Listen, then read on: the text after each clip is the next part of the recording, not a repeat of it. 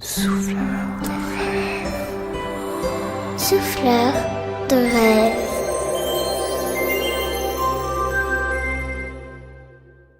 Imagine que comme un chef d'orchestre, tu possèdes toi aussi une baguette, mais la tienne est magique.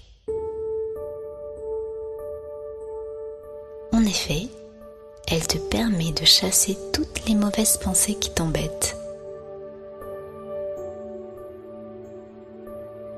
Quand quelque chose te fait peur ou t'inquiète, tu peux t'en servir autant que tu veux. On essaye ?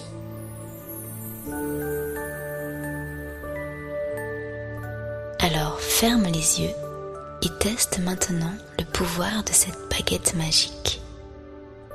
Pose-la doucement sur ce que tu veux faire disparaître.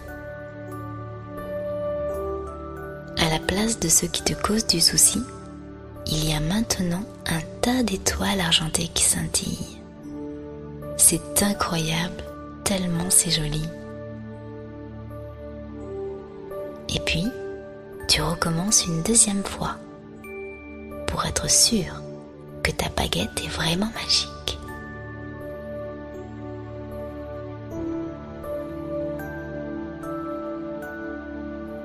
Oh! Encore plein d'étoiles de toutes les couleurs. C'est vraiment magique.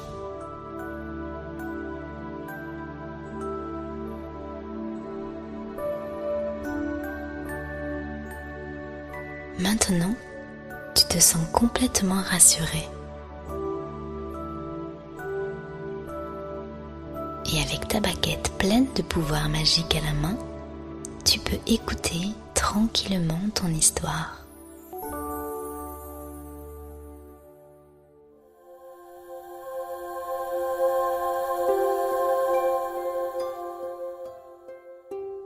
Aujourd'hui, je vais te raconter comment Papy Grognon est devenu l'ange gardien de tous les enfants tristes. Cette histoire commence dans le ciel, il y a très longtemps. Comme tous les soirs avant de se coucher, le soleil raconte à la lune comment s'est passée la journée. Il parle de la pluie et du beau temps, mais surtout des enfants qui naissent et grandissent sous leurs yeux. Comme toi, par exemple. Quand je les vois heureux, ça me réchauffe le cœur, dit le soleil. Mais quand ils sont malheureux, je brûle de rage, car je voudrais tant pouvoir les aider. Mais qu'est-ce qu'on peut faire, répond la lune. Toi, tu n'es là que la journée, et moi que la nuit. Et en plus, on est coincé dans le ciel. Le soleil réfléchit. C'est vrai. Mais imagine qu'on trouve quelqu'un sur la terre qui aide les enfants à notre place. Tu veux dire une sorte d'ange gardien pour les enfants tristes ? Exactement. Mais attention, il nous faut quelqu'un de très gentil, un homme de confiance, honnête, poli et si possible rigolo. Les enfants, ils aiment tellement rire. Pendant ce temps, sur Terre, un vieux monsieur aux cheveux gris promène son chien dans un parc. Il s'appelle Patrick et son chien c'est Ronchon. Patrick et Ronchon se ressemblent beaucoup. Ils sont généreux, mais tout le temps en train de rouspéter, de râler si tu préfères. Un jour, c'est parce qu'il pleut. Le lendemain, c'est parce qu'il fait trop chaud. Un autre jour, la promenade est trop longue. Le lendemain, elle est trop courte.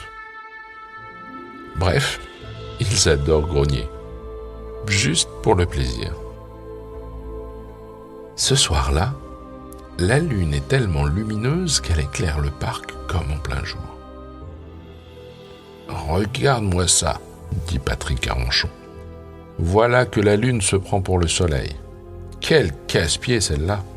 Moi, je préfère les vraies nuits bien noires, bien sombres. Ce qui, en langage chien, veut dire « je suis d'accord ». Soudain, Ronchon grogne, redresse ses oreilles et part en courant. Patrick rouspète. « Hé, où vas-tu si vite, mon vieux ?» Ronchon s'arrête devant un arbre et aboie très fort. « Dis donc, espèce de ribouledingue, qu'est-ce qui te prend d'aboyer après un arbre? Tu deviens ma boule ?» Tout doucement, une tête blonde apparaît derrière l'arbre. C'est un petit garçon.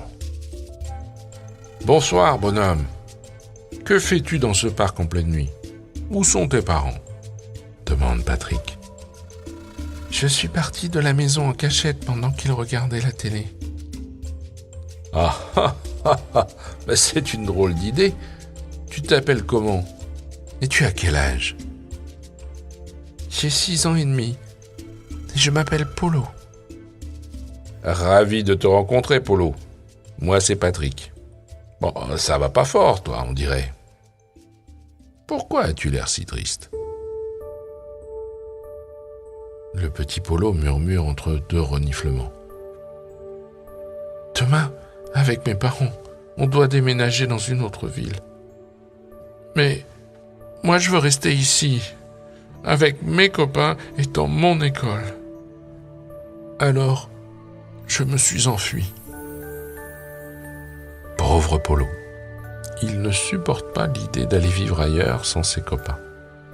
Mais de là à s'enfuir... Patrick se penche doucement vers le petit garçon. « Écoute, je comprends ta tristesse, mon garçon. Ce n'est pas facile de laisser ses amis, sa maison et son école. Tu vois, Ronchon et moi, on a déménagé souvent. Et à chaque fois qu'on quittait un endroit, on était triste, comme toi. Mais dès qu'on arrivait ailleurs, on était content. Et tu verras, ce sera pareil pour toi, j'en suis sûr. » Ça m'étonnerait. Je vois pas comment je pourrais être content. Tu verras. Tu vas rencontrer de nouvelles personnes, découvrir de nouveaux paysages, de nouvelles activités. Et tu vas te faire des nouveaux amis. Et surtout, ceux que tu as déjà pourront venir te voir. Vous me dites ça juste pour que je me calme ou c'est vrai? Demande Polo. Patrick rit dans sa moustache. Mais c'est absolument vrai. Tu vois, plus on déménage, plus on a d'amis.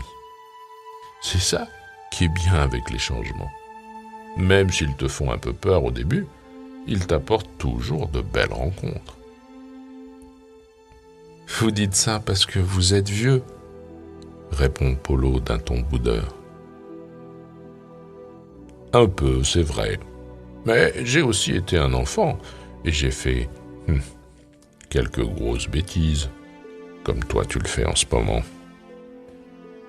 Parce que, dis-moi un peu, comment tu vas vivre tout seul sans tes parents pour te protéger, pour te donner à manger, pour t'habiller et surtout pour t'aimer? Polo se met à pleurer très fort. Ronchon s'approche et lui lèche les mains pour le consoler. Alors, tu restes ici ou je te raccompagne chez toi, mon grand? Entre 2 gros sanglots, Polo répond. J'ai peur de me faire gronder.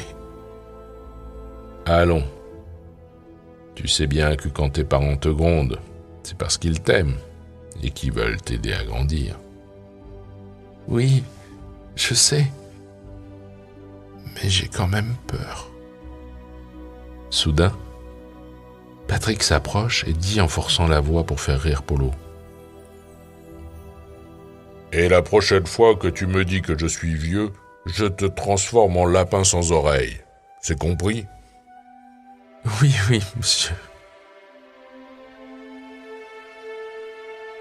Les parents de Polo sont tellement heureux de le voir arriver accompagné de Patrick qu'ils le grondent juste un tout petit peu, tout en l'embrassant très fort. Ils ont eu tellement peur pour lui. Polo réalise alors qu'il n'aurait pas dû s'enfuir et leur demande pardon en promettant de ne plus jamais recommencer. Grâce à Patrick, il a compris que le plus important pour lui, c'est la présence et l'amour de ses parents. C'est vrai que ses anciens copains vont beaucoup lui manquer, mais il a compris qu'il pourra toujours les inviter dans sa nouvelle maison. Et comme ça, il leur présentera tous les amis qu'il va se faire. En rentrant chez lui, Patrick regarde la lune toute ronde scintiller dans le ciel. « C'est bizarre. On dirait qu'elle nous sourit, » dit-il à Ronchon. Et il a raison. La lune lui sourit pour de vrai. Et tu sais pourquoi ? Parce qu'elle se dit qu'elle vient de le trouver, son ange gardien des enfants tristes. Sur son ordinateur, elle lit toute la vie de Patrick. Elle est tellement contente que, d'un coup de coude, elle réveille le soleil. Ça y est, j'ai trouvé. C'est lui, le vieux Patrick. Regarde. Toute sa vie, il a aidé des enfants malheureux avec beaucoup d'amour. Il est un peu grincheux, mais très gentil. Parfait. Demain, je le ferai monter ici avec mon rayon magique, répond le soleil en se rendormant. Le lendemain matin, quand Patrick se réveille, il ne reconnaît rien. Autour de lui, tout est blanc et bleu. Même son lit n'est plus comme avant, on dirait une énorme boule de coton. Ronchon s'amuse à rebondir dessus comme un petit fou. « Bienvenue !» dit soudain une voix grave. « Hein ? Mais qui me parle ? Où suis-je ? » « Je suis le soleil, et tu es dans la maison que je partage avec mon ami la lune et nos cousins les nuages, dans le ciel. » Patrick se redresse d'un coup en criant « Hein ? Quoi ? Comment ça dans le ciel ? Je suis mort ? » Mais non, pas du tout, tu es bien vivant. Nous t'avons fait venir ici car nous avons besoin de toi. Alors, il lui raconte toute l'histoire et comment, avec la lune, ils l'ont choisi pour devenir l'ange gardien des enfants tristes. Comme Ronchon est d'accord, Patrick accepte, à sa façon, c'est-à-dire en râlant. Mais comment je vais savoir où les trouver, les enfants qui ont besoin de moi ? La lune et moi, on te dira, ne t'inquiète pas, espèce de papy grognon, répond le soleil. Dit Ronchon d'un ton moqueur, ce qui veut dire, ça te va trop bien comme surnom. Ah, et aussi ce sera plus pratique si Ronchon et toi vous vivez ici dans le ciel avec nous.